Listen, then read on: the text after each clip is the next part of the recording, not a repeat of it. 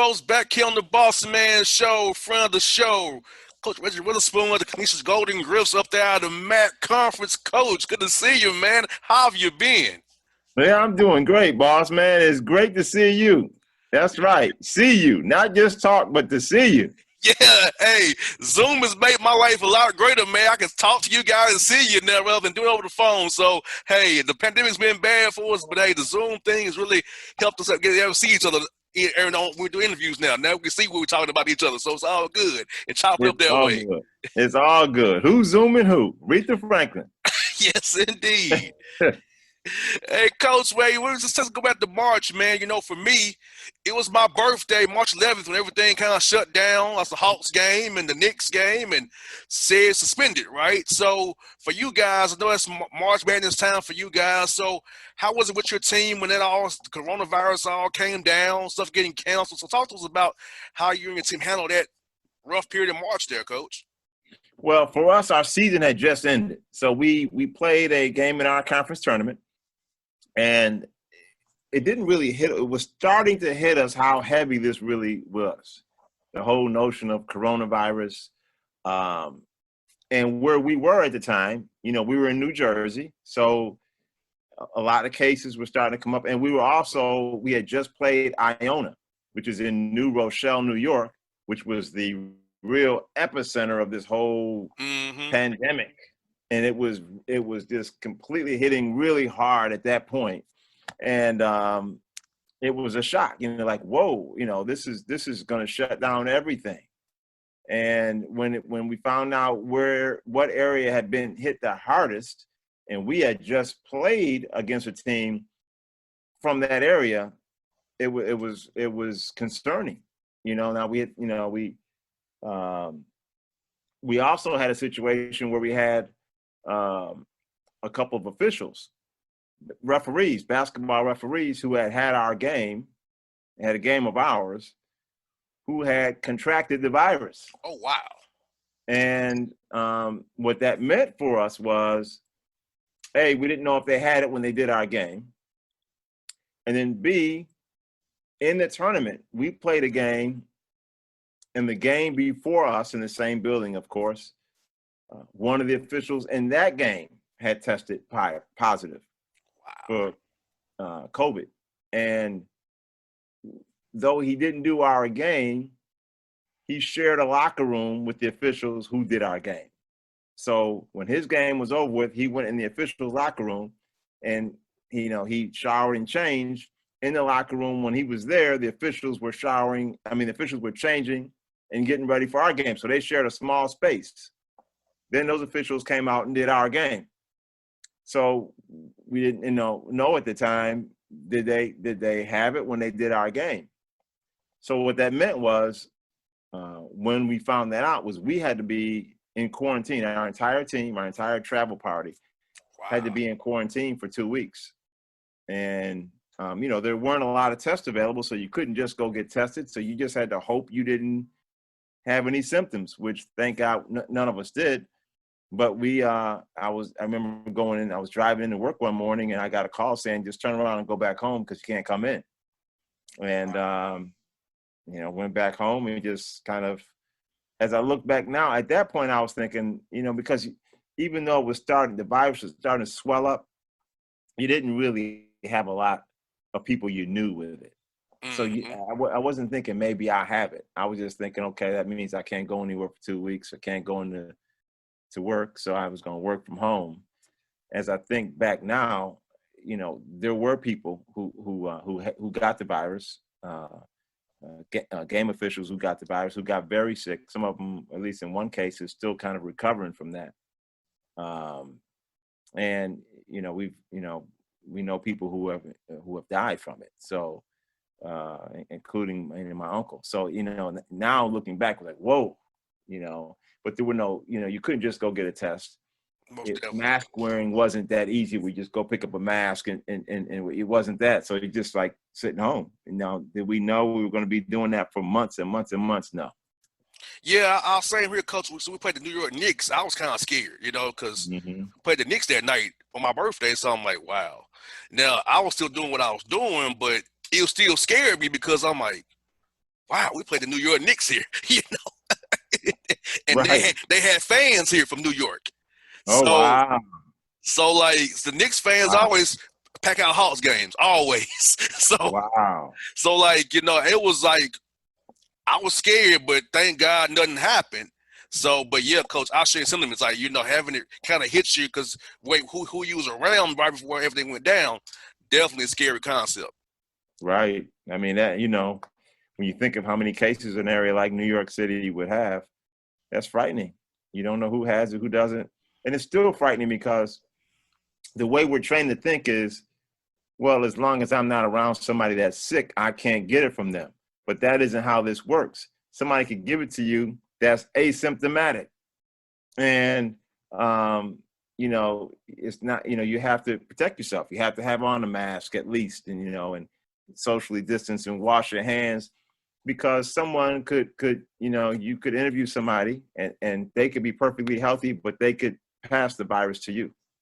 Well, definitely. Now, I've went to wearing goggles, Coach. Like I wear like the old school Horace Grant Rex Specs goggles with my contacts. Man, check, you know what? check the eyes because you can get to your eyes too. That's smart, because now what we're learning is that people who wear glasses or who wear goggles, because they decreased the chances of you getting it.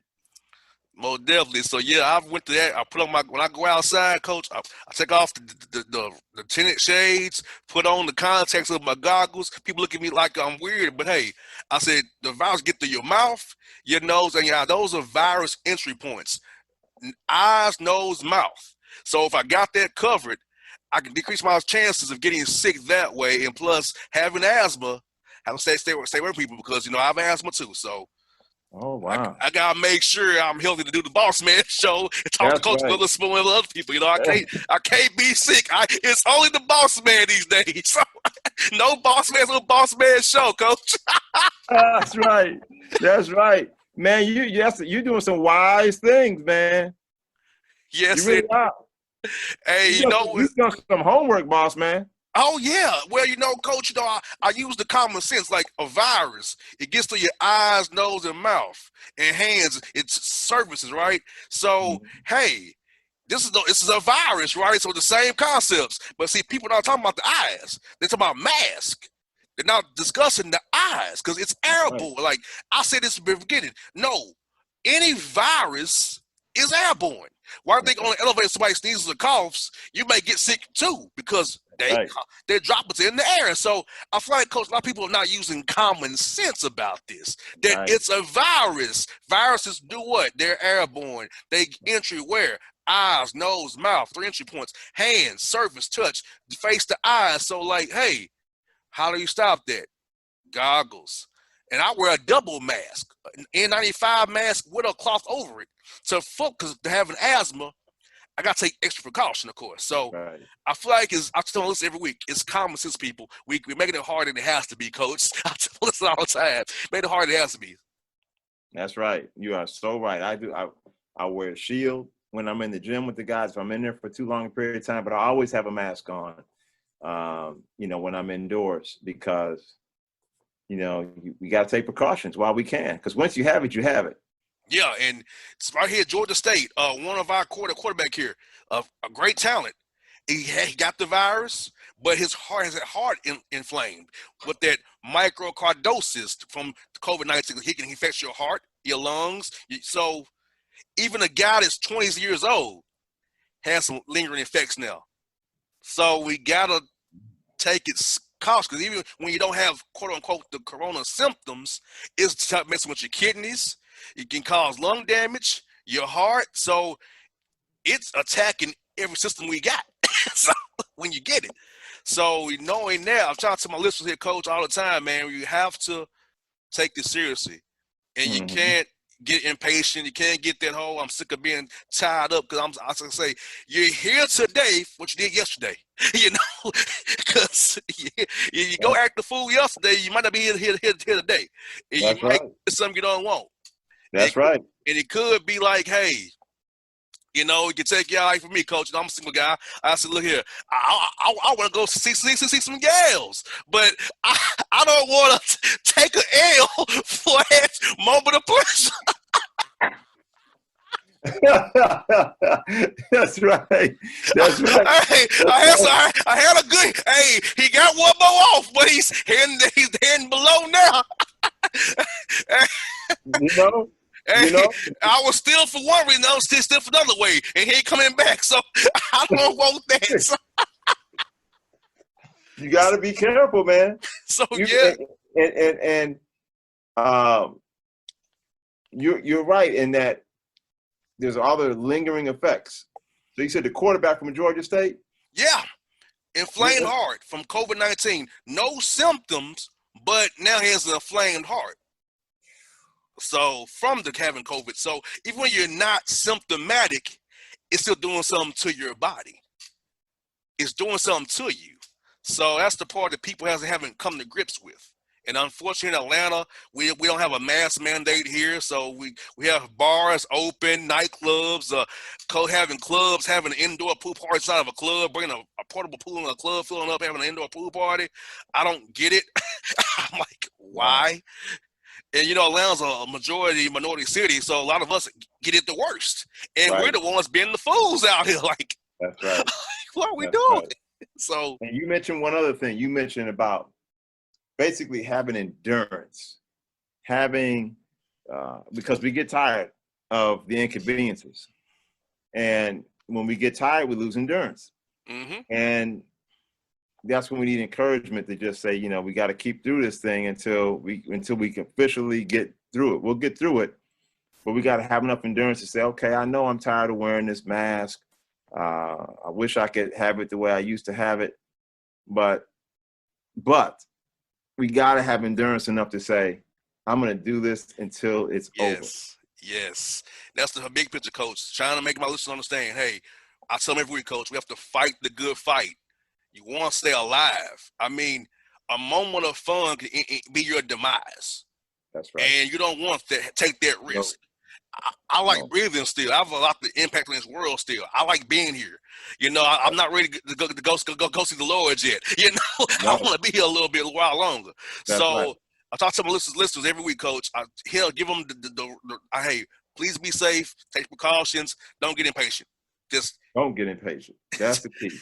Yes. Don't lose endurance. Right? Yes. You know, because a moment of fun goes by quick when you compare it to an opportunity to live. Yes. A moment of fun is really only about 10 seconds when you compare it to an opportunity to live. You got that right, coach. So you're so right. And coach, for your young men, having to go from on campus to virtual, how was that academically for your young men? I know it was kind of when they went back home, you know, and miss a class, usually can get someone to make them run something, make them do some conditioning work.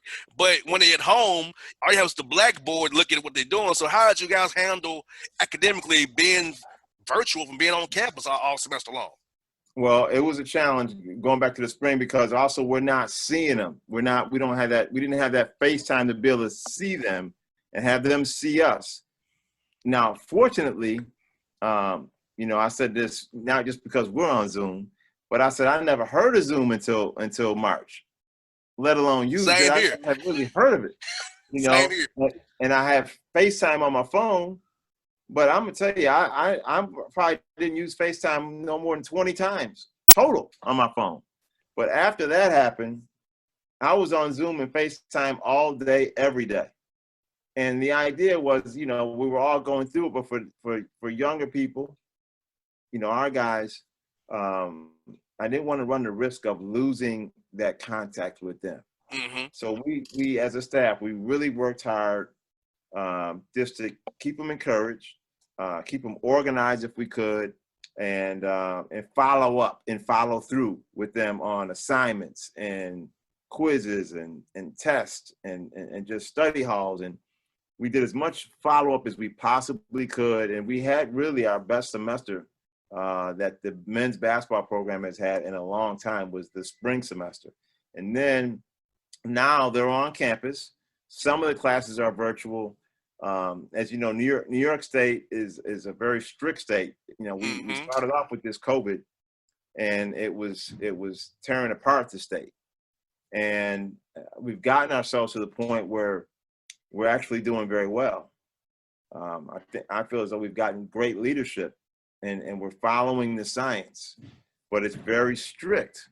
Mm-hmm. So as we come back on campus, if you're from a hot spot state, when we started in the fall, our guys would have to quarantine for 2 weeks if they were from, if they were international students. So we have internationally, we are represented by the Netherlands, 2 from the Netherlands, 1 from the Ukraine, and 1 from Canada. Well, the kid from Canada, Scott Hitchen, never went back home. So he stayed here the whole time. So he didn't have to quarantine when fall semester started. But the other 3 young men all had to quarantine for 2 weeks. And then if you're from a hotspot state, we had 1 from Maryland. Maryland's a hotspot state.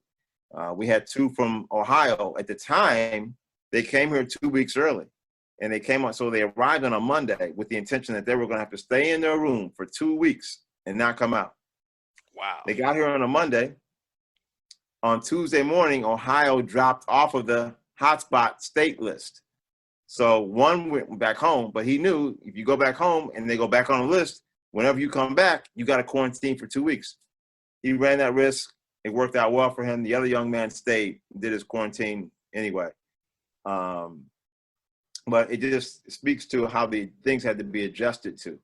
That if you come from a hotspot state, and it's still that way.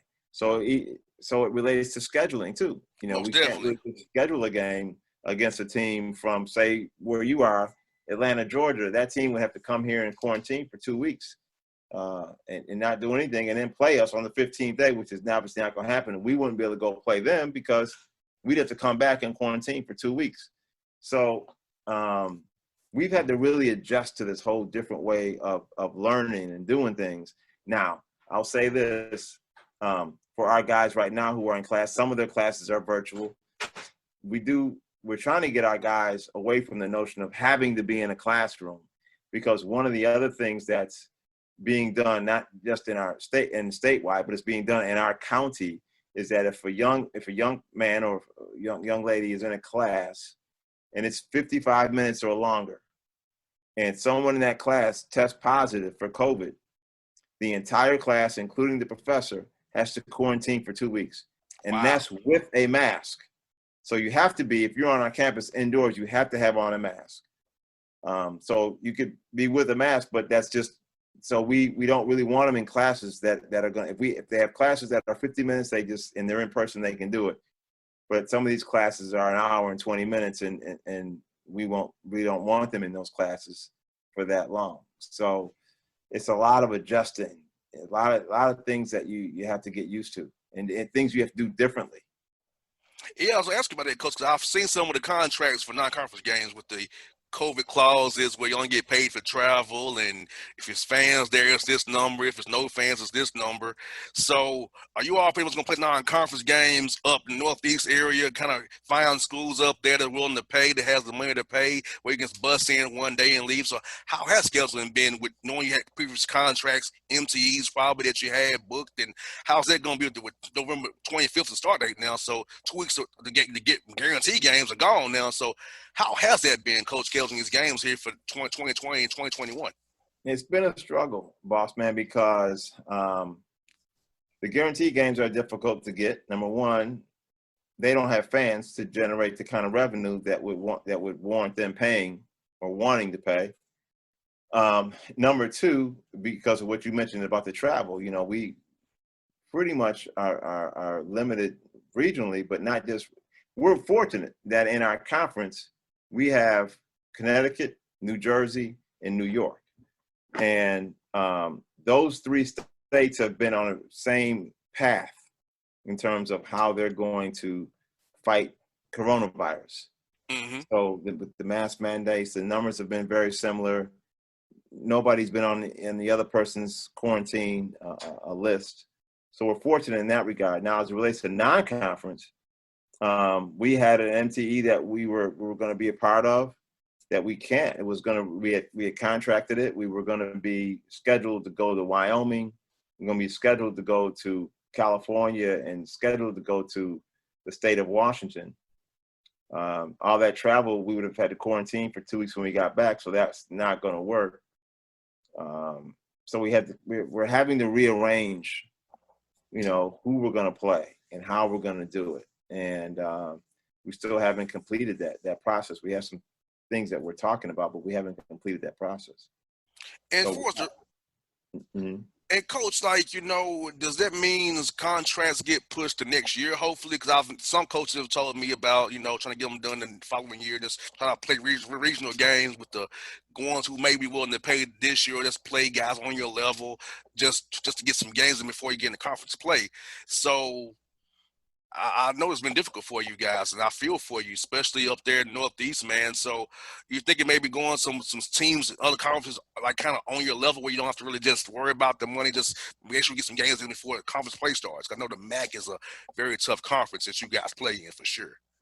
Yeah, well, you're right. You're absolutely right in terms of how we're thinking about this. And in addition to that, so games in our area, for instance, Ohio is a close state. It's not bordering, but it's very close. For instance, like Cleveland is 3 hours away. That's close enough, right? Or Youngstown State's even closer than that. They're less than 2 hours away. But the problem is, because of the quarantine challenges, I don't know that we can do that.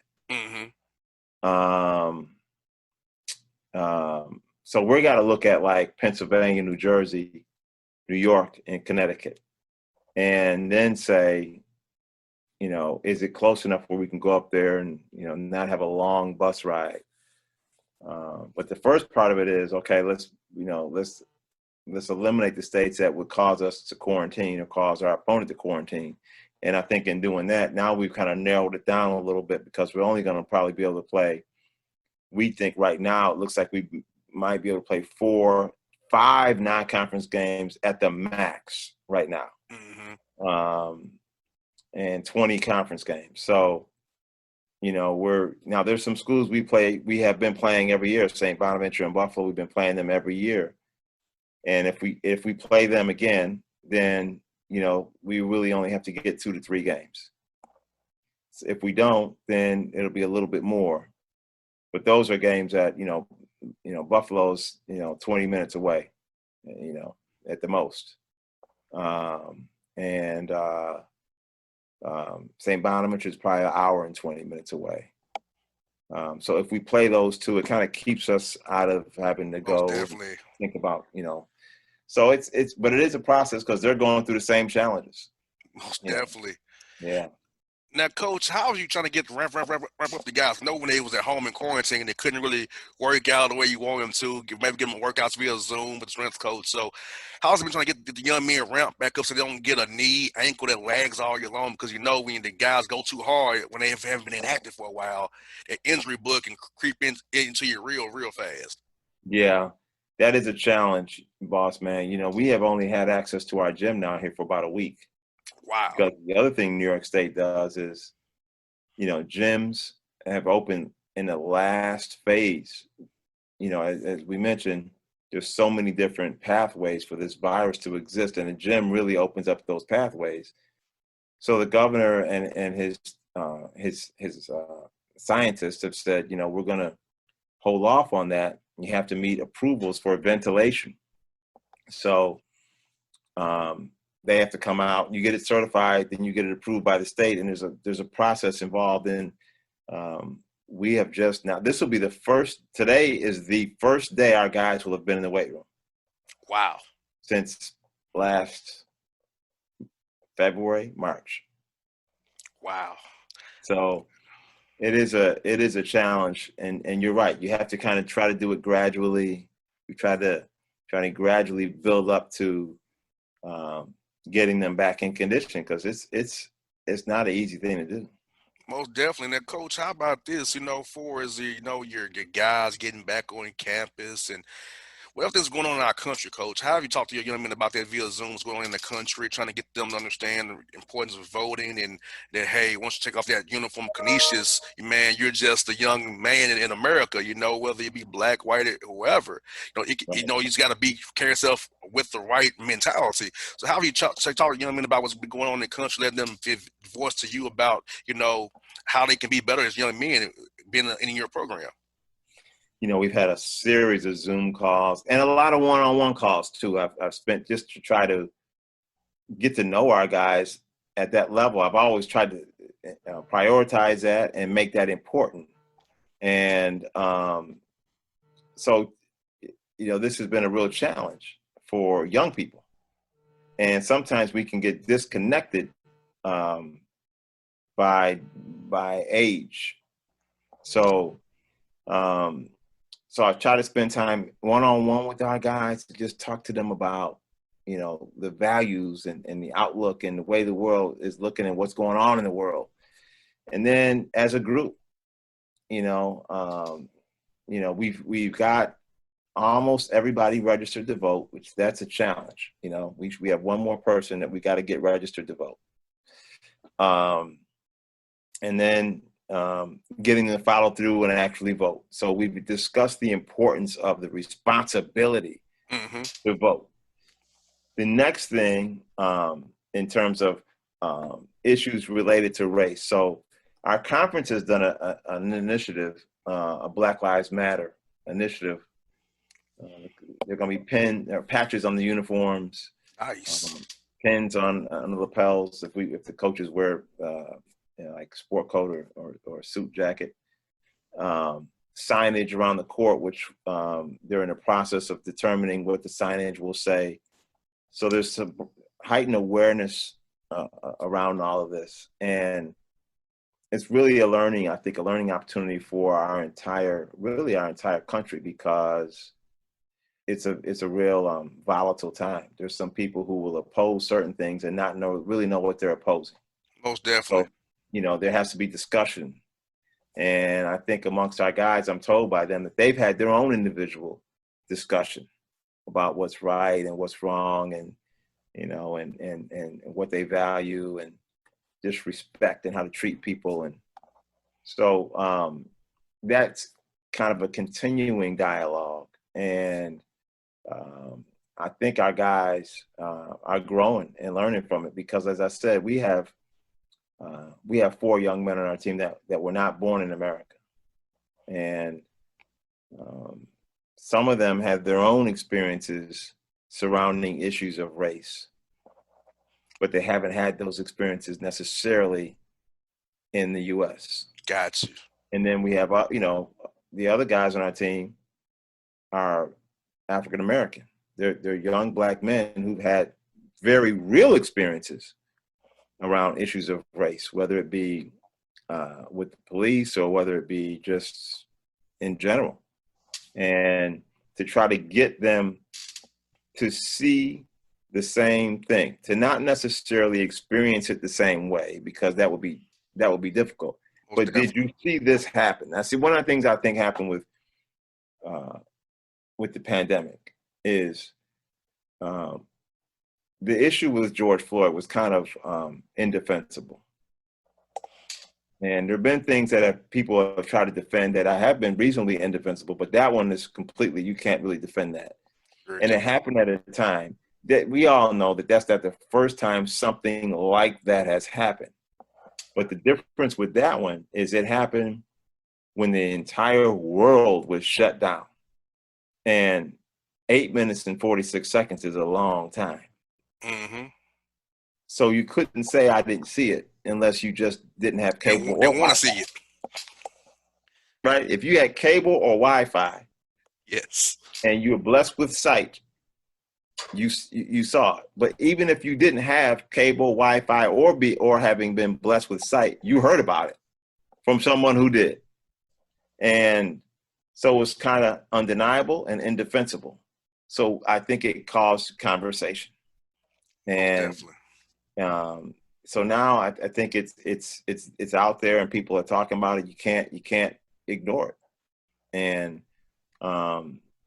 then obviously that isn't the only one that has happened, but that has caused discussion about the other issues of police brutality or murders at the hands of the police or just racism in general. And you can't really get away from it. And so it's a learning opportunity, and hopefully the country grows from it. But we've tried to kind of use that as a discussion with our team, with our staff. We've always kind of talked about things like that, and listen to one thing I think that that we have to do with our young people is be willing to listen to them. Yes. And let them just tell you what they think. And then, and I've had to do this with my own kids. I had 2 daughters. They might not see it the same way I see it, but I have to listen to them, because in some cases they might see something I didn't see. Mm-hmm. What happens with someone like me, I've seen this happen so often that I got to be careful not to accept it. Most definitely. And they say anything you get used to, you accept. And I haven't accepted it. But if I'm not careful, young people could look and say, I think he's accepted it. So you got to kind of listen to them and let them express what they're going through and how they feel about it and how certain things have made them feel. And then, discuss with them those feelings from a historical perspective. And hopefully the younger people will listen to us as well. And Coach, I got 2 more for you. Tell us about the key guys returning on your roster this year that we had to look out for, and your newcomers as well, Coach. So the good thing is we lost a good chunk. Like Malik Johnson was a 4-year starter, 4-year captain, point guard. Corey Brown was just with us for 1 year, but he ended the season as a starter for us. And Dante St. Louis didn't necessarily play a lot, but he was with us for 4 years. So we've had a kind of a combination of experience that played a lot, experience that didn't play a lot, and a guy that wasn't with us for a long time, but that ended up playing a lot. But we have, I think, a good nucleus of guys that last year kind of got thrown in the fire, but hopefully it will pay off. Hopefully last year is more of an investment from the standpoint that like Jaco Fritz and Armand Harid played a lot of minutes as freshmen, a lot of minutes. Jaco being on the all-freshman team. Probably more minutes than maybe what may have been good for them at that moment, but hopefully it'll pay off this year. Jordan Henderson played through some injuries. It was his sophomore year, and he played a lot of minutes through some injuries. And hopefully that begins to pay off for him, as now his first year of being an upperclassman. He's a junior. We had a young man, Akram, and Akram got hurt, so he played in about 6 games. But he played. He was in quality minutes. He got quality minutes in those games, and hopefully that begins to pay off for him. Jelani White and Scott Hitchin and Majesty Brandon are all seniors, and Majesty was in his first year with us last year because he was a junior college transfer. Ended up being our leading scorer. Came off the bench. But it was a lot of responsibility. It was a lot of things that were new to him that now he is hopefully a little bit more. He gradually gained some comfort about being out there and playing all those minutes in his first year as a Division I basketball player. And Jelani and Scott, they went through that even as sophomores. They played a lot of minutes, probably more minutes than maybe what they were, ready for. But now they're seniors, so the hope is that pays off for them. Definitely. And then Malik Green transferred to us and had to sit out. So he sat out all last year. He played a lot of minutes as a sophomore, so he'll be a junior for us, and we're hoping that pays off for us. And then we brought in some guys too. Malik Brooks is a walk-on for us. He played football last year and decided he wanted to go back to basketball, transferred, and is coming in as a walk-on. But 2 freshmen, Asa Baya and Seam, who's from the Netherlands. Asa went to a prep school. Seam played internationally, so they maybe have a little bit more experience than a kid who's coming straight from from high school. Most definitely. And then we signed 2 junior college guys. And I think that both of them, Amadou Fofana and George Maslinikov, George has had some Division I experience, but didn't play a lot at DePaul. Is a big guy that has some potential. And Amadou played a lot of minutes and a lot of responsibility and ran a team and led a team and was familiar with our program because his junior college was right down the street. He was very well coached in junior college. In fact, his junior college coach is the father of Jordan Noir, who played at Louisville. So our hope is that he'll be able to hit the ground, running a little bit. And so we're excited. The question is, we have, as I mentioned, 5 new guys. We have 1 guy who sat out and hasn't played a game for us yet. So that's 6 guys who haven't played a game for us, which is basically half our roster. And we have a shortened amount of time to get them. They haven't played with each other. So we got to get them on the court and get them not only just accustomed to what our expectations are, but they got to become accustomed to each other and where their strengths and weaknesses are. And last one for Coach is recruiting via Zoom. How was recruiting via Zoom this time around? Is that something you keep going forward? And Coach, for the listener in Atlanta, if y'all want to come to Canisius, tell them, give them a sub on, come to Buffalo, New York to keep playing for Coach Witherspoon, legendary Coach Witherspoon with that great offense he runs, guys. You'll love it. That's right, boss man. Well, first of all, my wife and I love Atlanta, Georgia. We spent a lot of time in Atlanta, Georgia. And we love it. And that's a great question about recruiting with Zoom, because we signed 4 guys, and 3 of them, I didn't meet them in person until they got on campus. Wow. The one had, done a visit in the fall and got to know him, and I actually had met him years before. But 3 of these young men, I met them and in their families, all on Zoom, all on FaceTime, talked to them every day. 2 of them were in a completely different time zone, in a completely different country for part of the time, and 1 of them was in a completely different time zone in a total different country for the entire time until he came and arrived on campus to take classes. And when I saw them, it was like, wow, okay, I've seen him in person now. Yes. So it was just a completely different. If you had asked me to visualize this a year ago, I would have said impossible. You can't do that. You can't. How do you do this? But fortunately, we were able to do it, and I do think it's going to become a big part of how we operate. I don't know that we obviously don't want it to be the exclusive way of recruiting, because we had to watch a lot of video, 5 and 6 games of these guys on video. But I do think it's going to become a part of it. And how we communicate with families and coaches and all of that. We don't just have to use the phone. We can actually see people like Bossman and myself are seeing each other right now. Yes. Yes, indeed. Well, Coach, I hope some young men in Atlanta will come play for you, because you have my stamp of approval. I will tell them, hey, perfect Coach Reggie Witherspoon will take care of you. He's my guy. He got your back. So most definitely play for my man, Coach Witherspoon, for real. That's right, boss man. We love to have some folks from Atlanta, Georgia, because we know they'll be able to play.